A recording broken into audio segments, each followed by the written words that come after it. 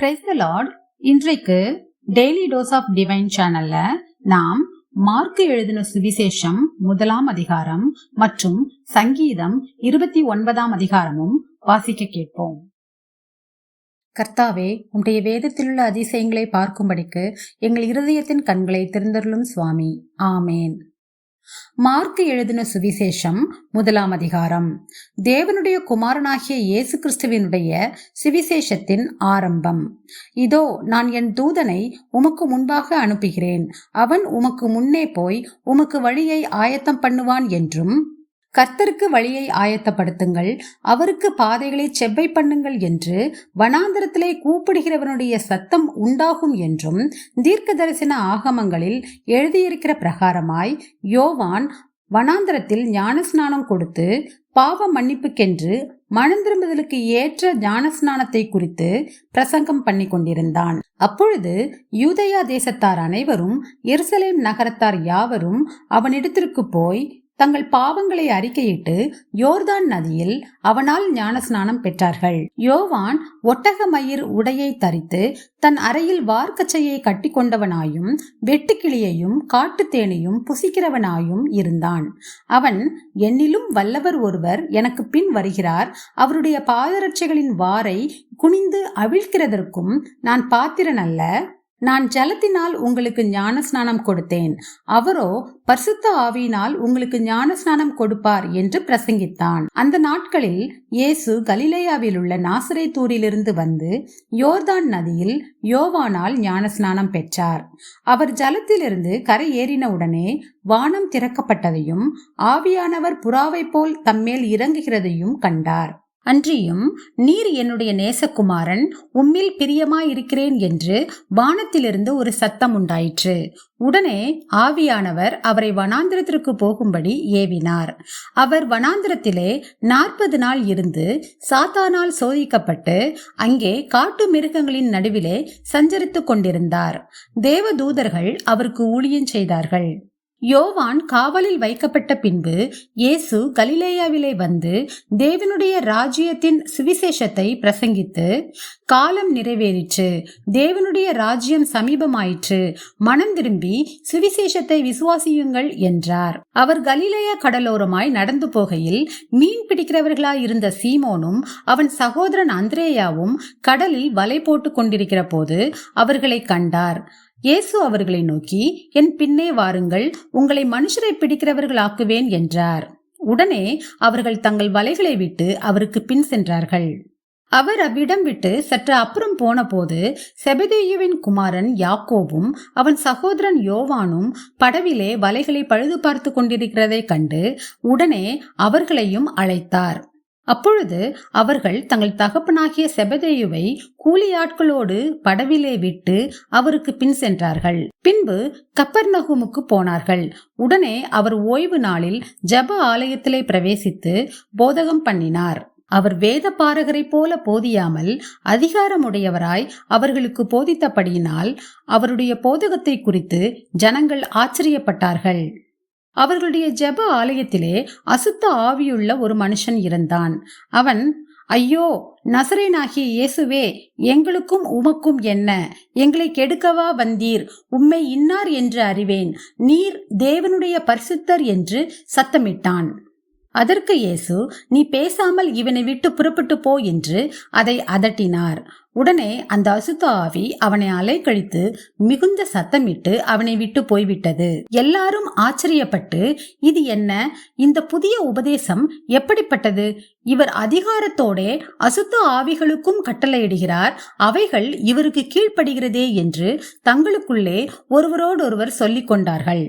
அது முதல் அவருடைய கீர்த்தி கலிலேயா நாடெங்கும் பிரசித்தமாயிற்று. உடனே அவர்கள் ஜெப ஆலயத்தை விட்டு புறப்பட்டு யாக்கோபோடும் யோவானோடும் கூட சீமோன் அந்திரேயா என்பவர்களுடைய வீட்டில் பிரவேசித்தார்கள். அங்கே சீமோனுடைய மாமி ஜுரமாய் கிடந்தாள். உடனே அவர்கள் அவளை குறித்து அவருக்கு சொன்னார்கள். அவர் கிட்ட போய் அவள் கையை பிடித்து அவளை தூக்கிவிட்டார். உடனே ஜுரம் அவளை விட்டு நீங்கிற்று. அப்பொழுது அவள் அவர்களுக்கு பணிவிடை செய்தாள். சாயங்காலமாகி சூரியன் அஸ்தமித்த போது சகல பிணியாளிகளையும் பிசாசு பிடித்தவர்களையும் அவரிடத்தில் கொண்டு வந்தார்கள். பட்டணத்தார் எல்லாரும் வீட்டு வாசலுக்கு முன்பாக கூடி வந்தார்கள். பலவிதமான வியாதிகளினால் உபதிரவப்பட்டிருந்த அநேகரை அவர் சொஸ்தமாக்கி அநேகம் பிசாசுகளையும் துரத்திவிட்டார். அந்த பிசாசுகள் தம்மை அறிந்திருந்தபடியால் அவைகள் பேசுகிறதற்கு அவர் இடம் கொடுக்கவில்லை. அவர் அதிகாலையில் இருட்டோடே எழுந்து புறப்பட்டு வனாந்திரமான ஓரிடத்திற்கு போய் அங்கே ஜெபம் பண்ணினார். சீமோனும் அவனோடே இருந்தவர்களும் அவரை பின்தொடர்ந்து போய் அவரை கண்டபோது, உம்மை எல்லாரும் தேடுகிறார்கள் என்று சொன்னார்கள். அவர்களை அவர் நோக்கி, அடுத்த ஊர்களிலும் நான் பிரசங்கம் பண்ண வேண்டுமாதலால் அவ்விடங்களுக்கு போவோம் வாருங்கள், இதற்காகவே புறப்பட்டு வந்தேன் என்று சொல்லி கலிலேயா நாடெங்கும் அவர்களுடைய ஜெப ஆலயங்களில் அவர் பிரசங்கம் பண்ணி கொண்டும் பிசாசுகளை துரத்தி கொண்டும் இருந்தார். அப்பொழுது குஷ்டரோகி ஒருவன் அவரிடத்தில் வந்து அவர் முன்பாக முழங்கால் படியிட்டு, உமக்கு சித்தமானால் என்னை சுத்தமாக்க உம்மால் ஆகும் என்று வேண்டிக் கொண்டான். இயேசு மனதுருகி கையை நீட்டி அவனை தொட்டு, எனக்கு சித்தமுண்டு, சுத்தமாகு என்றார். இப்படி அவர் சொன்னவுடனே குஷ்டரோகம் அவனை விட்டு நீங்கிற்று. அவன் சுத்தமானான். அப்பொழுது அவர் அவனை நோக்கி, நீ இதை ஒருவருக்கும் சொல்லாதபடிக்கு எச்சரிக்கையாயிரு. ஆயினும் நீ போய் ஆசாரியனுக்கு உன்னை காண்பித்து நீ சுத்தமானது நிமித்தம் மோசே கட்டளையிட்டிருக்கிறவைகளை அவர்களுக்கு சாட்சியாக செலுத்து என்று கண்டிப்பாய் சொல்லி உடனே அவனை அனுப்பிவிட்டார். அவனோ புறப்பட்டு போய் இந்த சங்கதி எங்கும் விளங்கும்படியாக பிரசித்தம் பண்ண தொடங்கினான். அதனால் அவர் வெளியரங்கமாய் பட்டணத்தில் பிரவேசிக்க கூடாமல் வெளியே வனாந்திரமான இடங்களில் தங்கியிருந்தார். எத்திசையிலும் இருந்து ஜனங்கள் அவரிடத்திற்கு வந்தார்கள். சங்கீதம் 29 அதிகாரம். பலவான்களின் புத்திரரே, கர்த்தருக்கு மகிமையையும் வல்லமையையும் செலுத்துங்கள். கர்த்தருக்கே அதை செலுத்துங்கள். கர்த்தருடைய நாமத்திற்குரிய மகிமையை அவருக்கு செலுத்துங்கள். பரிசுத்த அலங்காரத்துடனே கர்த்தரை தொழுது கொள்ளுங்கள். கர்த்தருடைய சத்தம் தண்ணீர்களின் மேல் தொனிக்கிறது. மகிமையுள்ள தேவன் முழங்குகிறார். கர்த்தர் திரளான தண்ணீர்களின் மேல் இருக்கிறார். கர்த்தருடைய சத்தம் வல்லமையுள்ளது. கர்த்தருடைய சத்தம் மகத்துவம் உள்ளது. கர்த்தருடைய சத்தம் கேதுரு மரங்களை முறிக்கிறது. கர்த்தர் லீபனோனின் கேதுரு மரங்களை முறிக்கிறார். அவைகளை கன்றுக்குட்டிகளைப் போலவும் லீபனோனையும் சீரியோனையும் காண்டாமிருக குட்டிகளைப் போலவும் துள்ள பண்ணுகிறார். கர்த்தருடைய சத்தம் அக்கினி ஜுவாலைகளை பிளக்கும். கர்த்தருடைய சத்தம் வனாந்திரத்தை அதிர பண்ணும். கர்த்தர் காதேஸ் வனாந்திரத்தை அதிர பண்ணுகிறார். கர்த்தருடைய சத்தம் பெண் மான்களை ஈனும்படி செய்து காடுகளை வெளியாக்கும். அவருடைய ஆலயத்தில் உள்ள யாவரும் அவருடைய மகிமையை பிரஸ்தாபிக்கிறார்கள். கர்த்தர் ஜலப்பிரவாகத்தின் மேல் உட்கார்ந்திருக்கிறார். கர்த்தர் என்றென்றைக்கும் ராஜாவாக வீற்றிருக்கிறார். கர்த்தர் தமது ஜனத்திற்கு பலன் கொடுப்பார். கர்த்தர் தமது ஜனத்திற்கு சமாதானம் அருளி அவர்களை ஆசீர்வதிப்பார். ஆமீன். நாம் ஜெபிப்போம். அன்பின் பரலோக பிதாவே, இந்த அருமையான காலை வேலையை தந்ததற்காக உமக்கு கோடானு கொடி நன்றி ஏசப்பா. எங்களுடைய ஆயுசு நாளில் ஒரு நாளை கூட்டி சேர்த்த தயவுக்காக உமக்கு நன்றி ஏசப்பா. எங்களுடைய பாவங்கள் ஒவ்வொன்றையும் நீர் தாமே மன்னிக்க வேண்டுமாறு ஜெபிக்கிறோம் அப்பா. எங்களுடைய ஆசீர்வாதத்திற்கு தடையாயிருக்கிற எல்லா பாவங்களையும் நீர்தாமே மன்னிக்க வேண்டுமாறு ஜெபிக்கிறோம் அப்பா. இப்பொழுதும் கூட ஜுரமாய் கிடந்த பேதுருவின் மாமியை நீர் தொட்டு சுகமாக்கியதை போல இன்றும் இந்த உலகத்திலே வியாதியாய் இருக்கிற ஒவ்வொருவரையும் உம்முடைய சுகமாக்கும் வல்ல கரத்தினால் தொட்டு சுகப்படுத்த வேண்டுமாறு ஜெபிக்கிறோம் அப்பா. கர்த்தர் தமது ஜனத்திற்கு பலன் கொடுப்பார் என்று தாவீது ராஜா சொல்லியிருக்கிறது போல இன்று இப்பொழுதும் இதை கேட்டுக்கொண்டிருக்கிற எல்லாருக்கும் சுகத்தையும் பலத்தையும் நீண்ட ஆயுசையும் கொடுத்துள்ள வேண்டுமாறு ஜெபிக்கிறோம் அப்பா.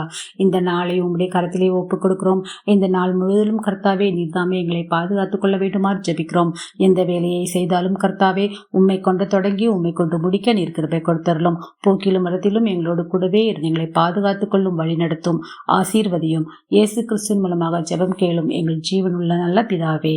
ஆமேன். என் ஆத்துமாவே கர்த்தரை ஸ்தோத்திரி. என் முழு உள்ளமே அவருடைய பரிசுத்த நாமத்தை ஸ்தோத்திரி. என் ஆத்துமாவே கர்த்தரை ஸ்தோத்திரி.